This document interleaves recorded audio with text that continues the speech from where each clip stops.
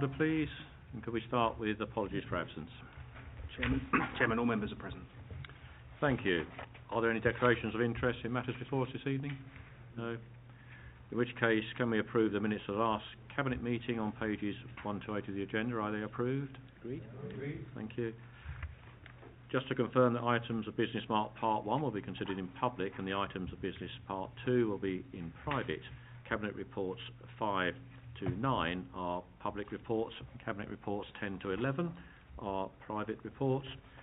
The first report before us this evening, agenda item 5 on page 9, the Council Budget 2018-19 Revenue and Capital Month 9 Budget Monitoring Report. Councillor Bianco.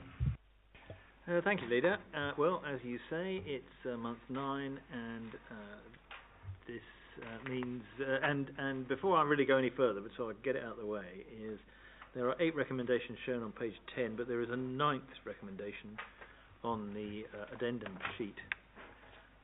So I draw everyone's attention to it and move them.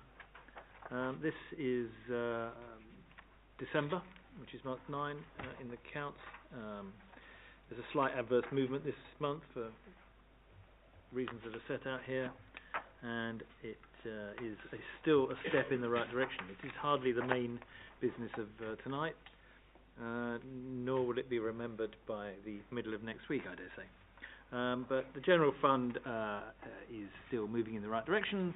Savings are largely collected we're nicely en route to delivering the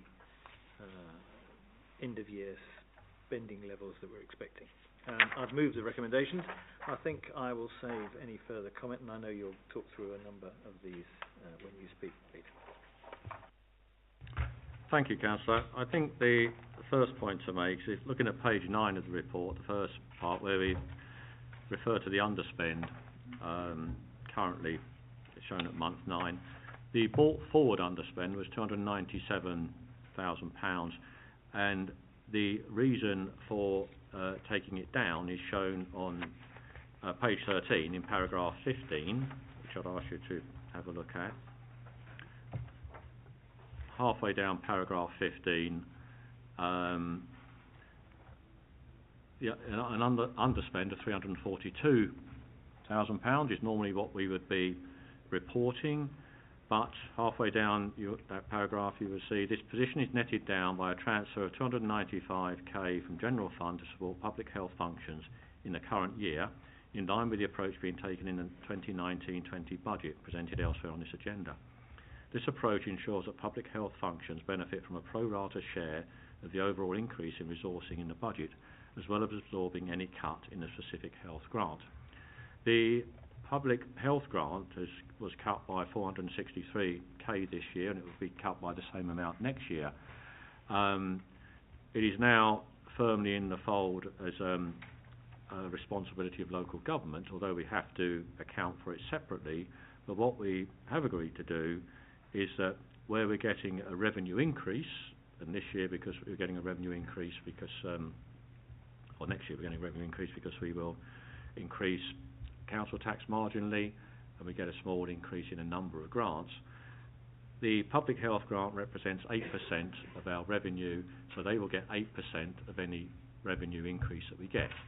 So as an example, they will get 8% of the council tax that we generate. That way, they are treated exactly the same as any other area of the council, and the quid pro quo is that they will be expected to handle their affairs, their budgets, etc., the same as everybody else. So we're treating them exactly the same as any other area of the council. So they should share in any gain that we make, as well as have to deal with any cuts to their budget. So that was the logic of that. In the current year, we've taken it out of the excess that we've got, that we're generating in year. It's dealt with separately, as Councillor Bianco said, in the budget for next year. Turning now to the specific recommendations shown on page 10. Note the budget position, recommendation 1, note the budget position at December 18, month 9. This is outlined in table 1, that's on page 13, quite straightforward. Note the Treasury Management update at December 18, Appendix E. That's page 49 of this report. And nothing exceptional has happened. The average rate of return on day-to-day operational treasury balances is still 0.58%. And once again, there were no breaches of the prudential indicators or non-compliance with the Treasury management policies and practices in the period under review. Recommendation 3 is continuing the delegated authority to myself and the Chief Executive up until the next Cabinet meeting to approve agency assignments and consultancies where the total goes over £50,000. Detail of that for the period 24th January to 14th February is shown at Appendix F on page 51. The recommendation 4, this is part of budget setting. We're rephasing the 2018-19 capital expenditure on the General Fund and the HRA, so it moves in later years in the capital programme as part of our budget setting process. We do that this time every year. 5, accept the award of 44k grant from the Transport for London for Bridges Assessment and Strengthening Programme, 35k for 2 schemes, and these are at Trout Road Bridge and Field End Bridge. And a Borough Officer Training Programme, there's an award of 9k, which obviously we will accept. Accept 71k funding from the Department of Education towards support for care leavers at risk of rough sleeping to be managed within social care budgets in 2018-19 and 2019-20. That is 24k in the current year and 47k next year, and we will accept this funding as additional support to that group. Recommendation 7, accept 210 funding from the Ministry of Housing and Communities and Local Government in support preparations for Brexit. 105k this year and 105k for next year. At the moment, we're just sitting on it and seeing what happens. So, haven't had to spend anything, any consequences yet. And 8, to agree the environment of £50,000 from unallocated capital contingency to fund works to the fountain at the Beck Theatre. This is in need of renovation, so we're going to drain the pond, renew the fountain and get that back up to working order. And recommendation 9, as Councillor Bianco referred, is a new recommendation on the addendum sheet referring to a decision that we had taken earlier, an urgency decision regarding security services at the Civic Centre and other corporate properties, and because this exceeds £500,000, we can do it as urgency, but we report it to Cabinet at the next meeting, and that is what that is. All in all, a good position to be in. The vast majority of our savings banked or on line to be banked. We will end the year with nearly £40 million in balances, so that's not a bad position to be in, and a good position to start the following year, which we will be turning our attention to in a few moments. Are all those recommendations agreed? Thank you. We now move to Agenda B.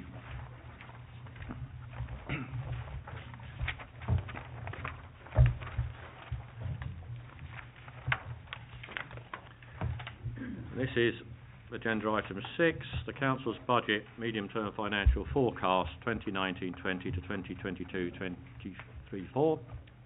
Councillor Bianco. Well, despite the way it might look, it is of course extremely good news story, because yet again we have delivered for the people of Hillingdon, and for the forthcoming year they will see a small increase. But overall, after 10 years of no increase, it's a very small matter indeed. And as you pointed out earlier, outside this room, we will stand very well when compared to all the boroughs in London.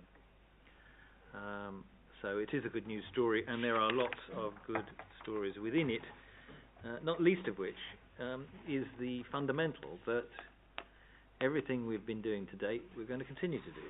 So we're not about to close 6 libraries or make them run by volunteers, or close a swimming pool, or a leisure centre of some other description, or give up on any of our voluntary sector buildings that we let to all sorts of bodies out throughout the country. We're not about to put our charges or charges up out of proportion. We're going to continue the steady path we have pursued for the last dozen or more years. And of course, on top of that, whilst there's a small increase in the charge for our general residents, if I can describe them thus, the over 65s will continue to enjoy a 0% increase again. And that, of course, as I shall be emphasising next week when I give a fuller statement on this matter, excludes what the Mayor of London will be doing, which of course is to make a significant increase in his precept, because that's what happens under Labour mayors. There are 6 recommendations on page 2 of this report, which I shall move. But I'm going to stop there. There are pages and pages here of exciting and informative information that I'm sure everybody's read. But I will stop there now and save my main comments for next week. Thank you, Leader. Thank you, Councillor Bianco. As you say, this is an excellent budget for next year. Certainly one of the best in London, really one of the best in the country. As far as we are aware at the moment, we will, whilst we're raising tax for the under 65s, we will have the lowest rising of all the 32 boroughs in London. Freezing tax for the 13th year for the over 65s is a tremendous benefit for them. I will give the cumulative figures next week. It is something that we should be very proud of, along with the 10-year freeze for everybody else. It was disappointing last year that the opposition couldn't bring themselves to vote for that, but for the benefit of our residents, whether they were under or over 65, it was obvious, and it remains obvious.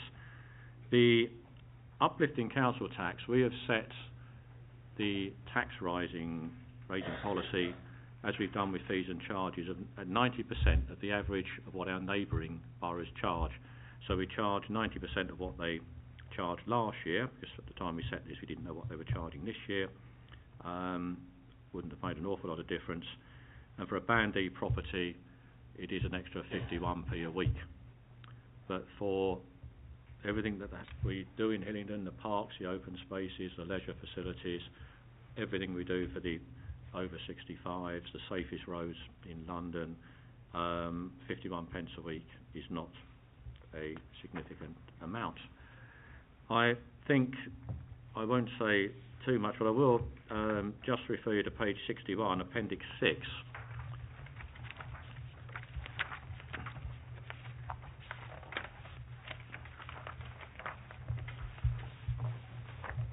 These are, on top of what we are doing, continuing to do, these are new priority growth items.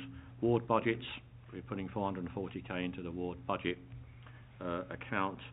Ryslip Lido, this is around parking and other concerns,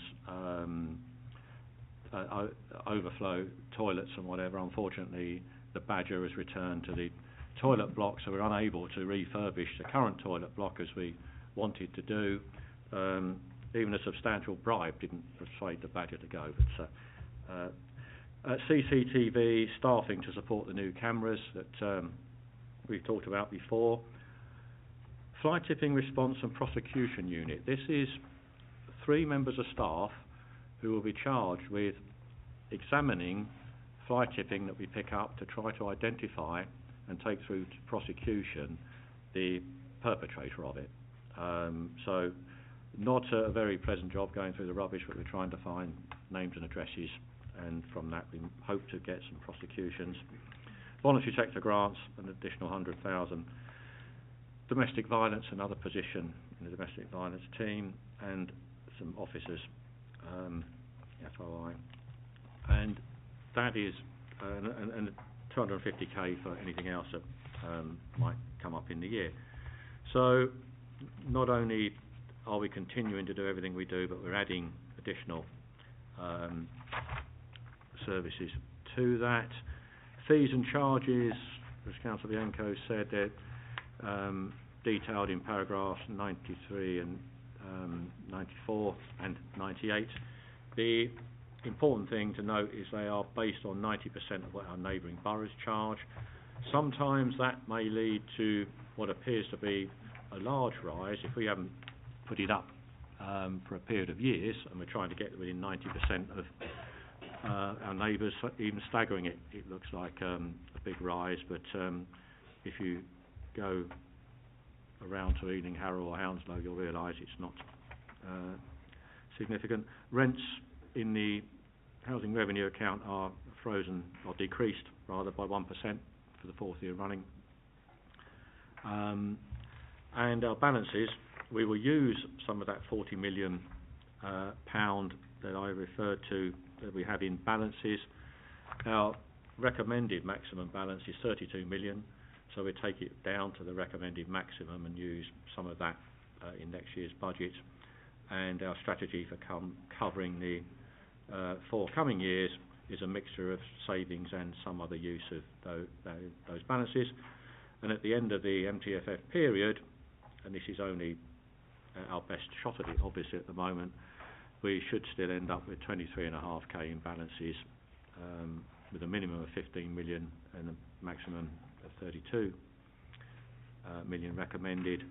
When neighbouring boroughs are down to around 10 million this year, it just shows you how strong we are.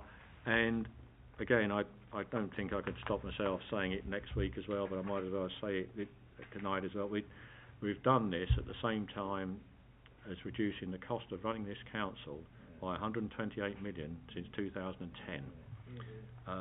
Improved facilities and services, frozen tax for 10 years and 13 years for the over 65s. That is a good achievement, and it's something we should rightly be proud of.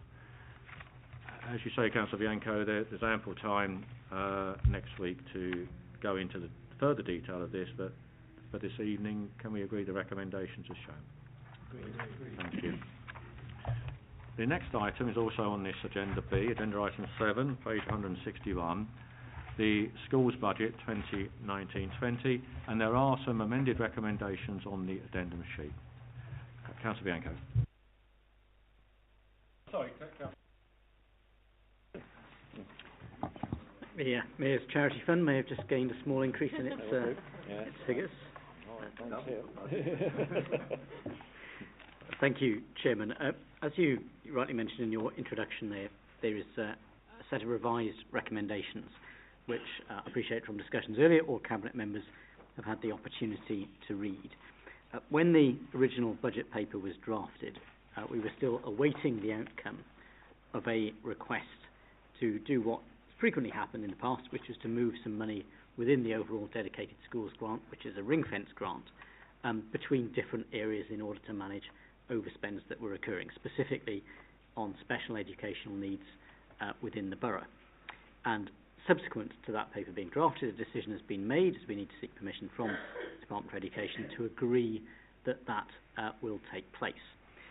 Since then, we've given our schools forum, which is the decision maker on the formula, the opportunity to meet and provide some feedback, and the notes are attached along with the revised recommendations that the leader has referred to. Essentially, the proposal is that we proceed with the schools budget along the lines that are indicated by the DFE decision, so that we will enable the setting of an in-year balanced budget.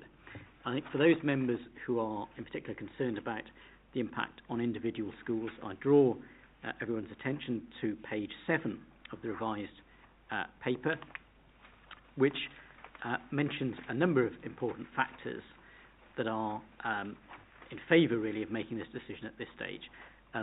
That is that there is an increase in the schools budget anyway, and there are a number of reasons for that. There's per pupil funding increase and a minimum funding guarantee that apply, but the consequence of that is an increase of 964k in the school's budget collectively, and that's on top of additional funds through the Teachers' Pay Award grant, which is just shy of an additional 2 million, and there is an assurance, although the process is being consulted on, that the increased teachers' pension contributions, which have been a concern for schools, will be fully funded through a specific grant. I would also just feedback, when I met with the Schools Forum, I did remind them that schools collectively in the borough have in excess of £36 million in balances, which collectively is a very favourable position. In fact, there are a number of schools whose balances suggest that they have more in the bank than the total deficit on the whole of the school's budget for the whole of the borough. And you will see in this report a number of ideas which were put forward by our officers for the Schools Forum to consider and to consult further on. Essentially, the Schools Forum collectively is the body that needs to exercise the leadership on this, and it is within the Schools Forum's hands, really, to look at how to balance this budget in the future in a way that minimises any negative impact on individual schools. So that, I hope, gives a bit of a reassurance to members about the financial position that we face. This report does allow us to go forward with a balanced budget, which is an awful lot more positive than had been the situation previously, and it also provides a bit of breathing space for the Schools Forum to go away and figure out what it is going to do to address the potential for any future overspends and indeed to address the historic deficit. So with that, I move the recommendations.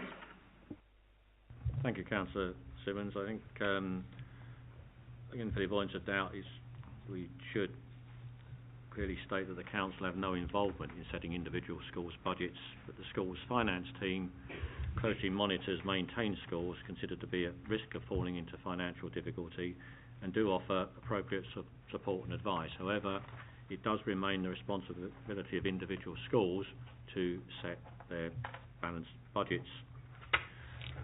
Any comments, anybody? Now, we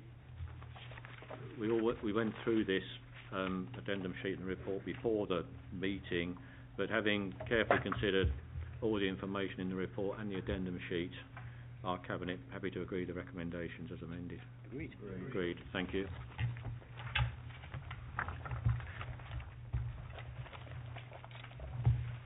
We can move back to Agenda A.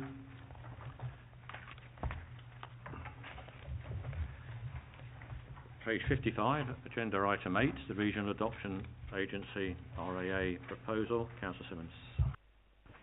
Well, thank you, Chairman.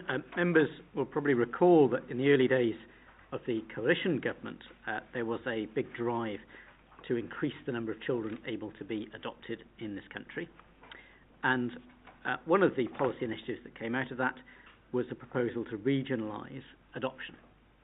And in Hillingdon, we've been looking at a number of options to help us, really, in the light of our local circumstances, to get the right number of adoptive families and to make the best matches for children from our borough who need that as the way of providing them with long-term certainty. Having considered all the available options, it seems the best is, as outlined in this report, to join the Ambitious for Adoption Regional Adoption Agency. It brings a lot of national expertise as well as a good and helpful local focus, and particularly for members who've been involved in things like corporate parenting previously. I'm looking at Councillor Riley and Councillor Dennis in the audience in particular. We'll be very conscious that matches for children are often made with adopters who may not be from Hillingdon, and there are often Hillingdon approved adopters who adopt children from outside the borough, because you need to make sure that the adoption is the one that's right for both the adoptive parents and also the child. So having access to that wide pool of adopters is really important for being able to make the right decisions. The financial implications are fairly clear. I think the ability to deliver a saving through this process is welcome, although not the key priority in making this decision. So with that, I move the recommendations on page 56, 1 and 2. Recommendations agreed? Thank you. Agenda Item 9, page 63, Standards and Quality in Education in Hillingdon, 2017 to 2018. Councillor Simmons. Well, thank you, Chairman. Education and Children's Services is sometimes a quiet portfolio in Cabinet business, but you've got 3 reports in a line this evening. This one is a very significant report. It's an annual one that we receive, indicating how our education system in the borough is performing.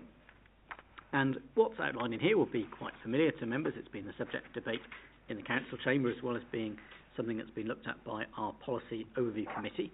And the comments that are outlined on page 64 clearly are quite helpful, I think, in agreeing what's outlined in the report.